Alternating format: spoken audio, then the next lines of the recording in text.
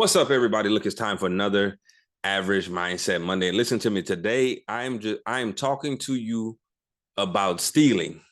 Right, I said that I'm talking to you about stealing because I'm going to give you some practices, some principles, some things to think about in this video that you need to steal in order to be successful. See, a lot of times we listen to these podcasts, we listen to all this info, we go to work every single day, and we don't realize that if we listen to how businesses are successful, we could then make ourselves successful. But a lot of times we're not paying attention to how this business is running itself, and then we're still trying to figure out how we have a successful life. But the keys are always there, right? Success leaves clues, but sometimes we don't use the clues to actually get what we need. So look, I'm gonna just break it down for y'all real quick, right? And I got 7 different things for you to take into account on what a business does and their strategy and how to apply that to your life. And so the first thing is, in any successful business, they identify what success means to them. You might be asking yourself, and a lot of people that I talk to are always, man, I want to be a millionaire. I want to make all this money. I want to do all these things. But that might not necessarily be success for everybody, right? I want to make a lot of money because it allows me to impact people, right? It allows me to do things. I can't send people to school on scholarships and, and trips over the seas and all this other stuff. I can't do that with no money. That sounds wonderful in ideology and like theory, that I would love to send people to school, to send people to college, to pay for PhDs and doctoral programs and all these things, change lives. I would love to do those types of things, but I would need money to do that. See, far too often we say that, oh, y'all, money is the root of all evil, but it depends on the person. The person is the root of where the evil resides. So I want you to think about how do you define success to yourself? And it's okay if it's just that you want to get a house, you want to get married, you want to get some kids, you want to take care of your family, you want to be a family person, and it just is what it is, right? Like there's nothing wrong with that. And I don't know why we have catered ourselves with social media saying everybody needs to be famous or a celebrity and rich and all this other stuff. That is crazy to think about that. So if that's what success is for you, then just let it be that and own it. There are some companies out there that don't want to be mega franchises. There's some companies out here who don't want to be well known across the world. They only want to be well known within their city or maybe even their community. And that's okay because that's success for them. And the same thing applies it to you. Where do you want to be with your success? And I challenge you to write this down. Write down what you deem successful. What are the things that happen to you, or you look at the end of your life with no bars in front of you, no structures to hold you back, no issues accomplishing anything. What does that success look like for you? And so you've written that down, and then we move to the next part, basically, and you say, okay, a good company always has a purpose, right? Shout out to places like Patagonia, Zappos, places like that have good purposes for their business because they are a mission-driven business, right? And they say, as long as we can do these things, everything will be fine. Even if we make $1 million tomorrow, if we made it the wrong way and it doesn't fit our purpose, then it's not worth anything. And I want you to think about that for your life too, is what is your life's purpose? So you've defined what success looks like to you, but now you have to define what you're on this earth for. And that's where a lot of people struggle because they don't understand why they're here. Where you have been blessed with a particular set of skills to do certain things, you just have to tap into them. And I'm not talking about my people out here who's like, man, well, I'm good at everything, right? But one of those things makes your fire really burn. Right. I feel like anything that I do, I can be good at. Anything that you put me to the task to, I can become good at it. I can become great at it. But there aren't very many things that make me feel the way I feel when I'm impacting people and I'm empowering people. And I see the light turn on for somebody and I see somebody change and they come back to me and say, hey, I got my stuff together. I moved out my parents' house. I enrolled in school. I ended up going to college now. Like I have a better job. I'm taking care of myself. Or, hey, my marriage is better. Like I started approaching work this way. I not only have gotten promotions, but now my marriage is better and my husband loves me. And now I spend more time with my children, or I never thought about doing these things this particular way. And I myself have become a better person. That's what my purpose in this life is. Am I good at other things? Absolutely. I think I'm a hell of a cook, but I'm not Gordon Ramsay. And to be honest with you, that is my therapy for myself. When I cook, I'm in my zone, but I don't want to open a restaurant, and I don't want to be a Michelin star chef. And that's okay. Some of you do, some of us don't. So figure out what your purpose is. So the next part is every great company has a vision. And they say our vision is to do XYZ or be XYZ. I need you to have the vision for yourself. Now, here's the thing. Everybody isn't a visionary. Everybody can't see the giant picture. Myself, I can see the giant picture. I struggle with the steps on how to get there. You have people who are really good with the steps on how to get there, and then they bring in someone like myself that makes them realize, by taking these small steps, this is how big it can get for you. This is what it can really be like for you. This is where we can really go with this. So find yourself the vision. If not, get around some people who can help you figure that vision out. Because I'm gonna be honest with y'all, I'm not really good at the steps, right? I struggle with, if you do the A and then you get to the B and then the Z and then the C. I have to force myself down that path to be able to do these things. But I can see the vision. I can see where all of those small pieces go together and say, boom, this is what it should look like at the end. And I got around people who could break that down for me.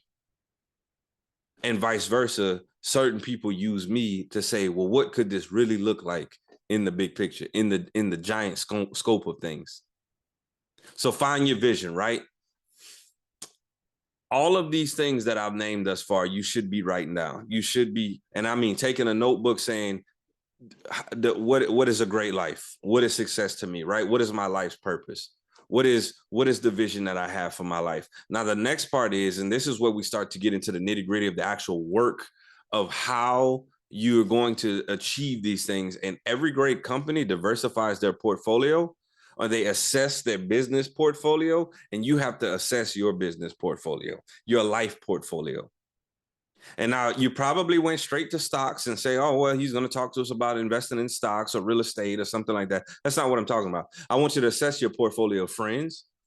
I want to assess your portfolio of finances, assess your portfolio of like who you are, right? Like a company will look at staff. You need to look at self. Because they can look at their staff and then be like, hey, we're overstaffed, we're understaffed, the talent of our staff isn't that good, whether that be leadership, whether that be the line level. See, now you got to look at yourself and say, I assess to myself, and am I in the spot, because you can't fire yourself. Am I in the spot that's going to allow me to reach my success, to reach my purpose, my vision, and all those things? So assess the portfolio, diversify the portfolio. Now, here's the thing. Some of you, the success for you is money. Now, I challenge you to not have it solely for money, because there's a ton of people who finally start making money and then realize that didn't fulfill them. There's a ton of people who got all these assets, these nice cars, all this other stuff, and then realize that okay, that's it. Now, I'll be honest, I'm even at a point in my life where I have certain things. And when I was younger, I used to say, man, if I could just have this. And then I attained it and I was like, dang, that's it. So get yourself to a point to where what is that true portfolio look like for you? Again, I cannot do certain things in my life without money. I have to diversify my financial portfolio. I have to do things financially to get me to a certain spot. And that part, and again, I'm not going to talk to y'all about stocks or real estate. There's a ton of people online doing that, and y'all can go look at that. But assess what that looks like for you, right? And where you need to move. Maybe you need to cut some friends. Maybe you need to gain some friends. Maybe you need to cut some negativity out your life. To be honest with you, sometimes maybe you need to gain some negativity, because some of y'all are just running from criticism. And you may need the criticism to get to the next level of your life. So the next part from there, right, is like you look at a company will look at their benchmarks. Every company we work for, every business that you probably run into, they have certain metrics that they're, or KPIs or what you want to call them, whatever it may be, right? But then they look at the benchmarks and say, okay, how did we do in that particular area? And you have to look at that in your life and say, how am I doing in this particular area?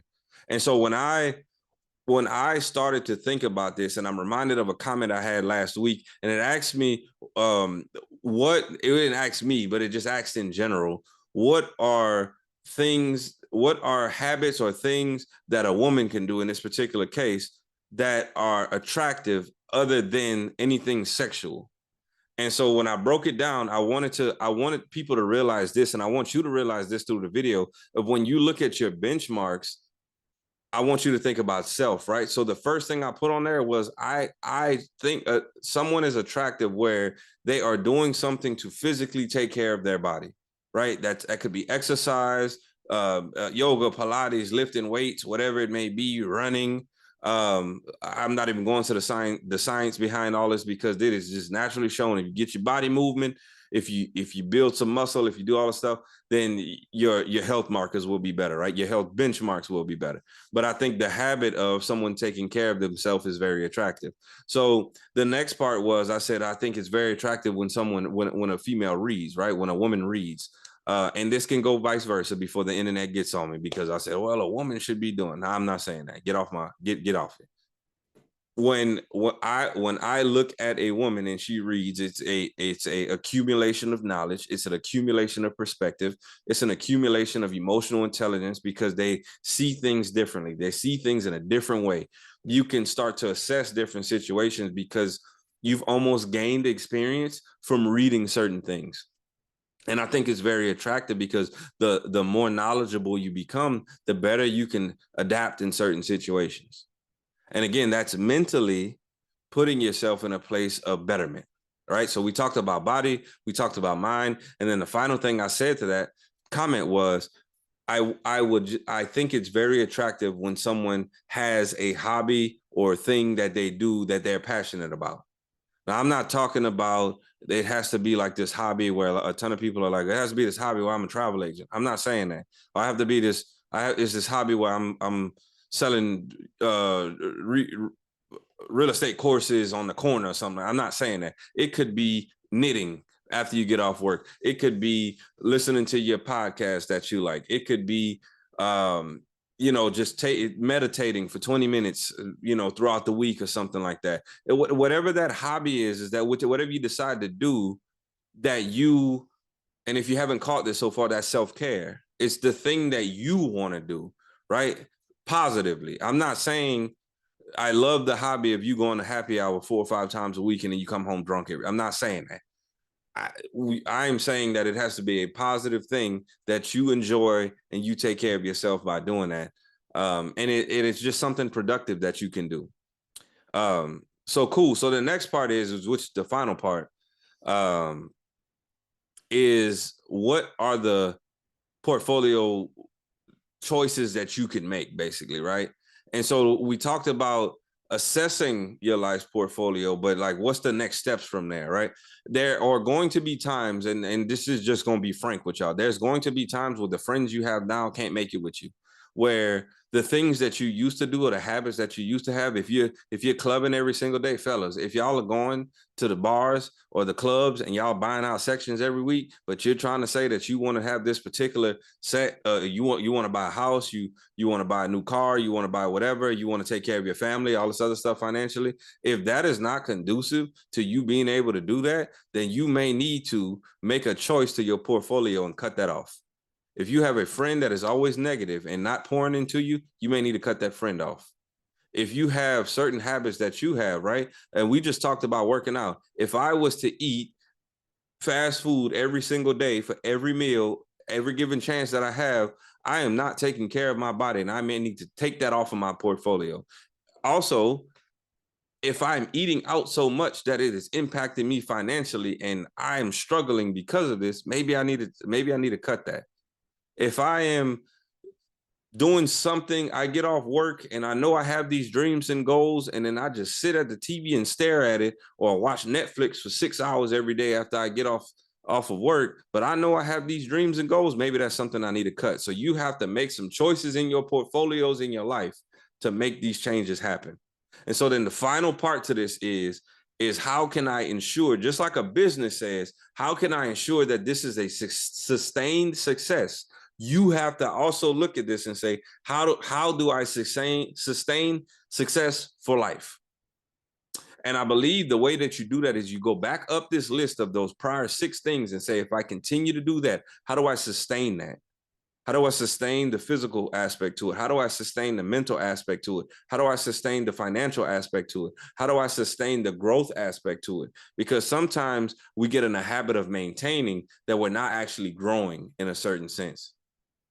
There is power in consistency, but there's a lot of times where we have to reach a certain level of heightened consistency to be able to see the changes that we want to make.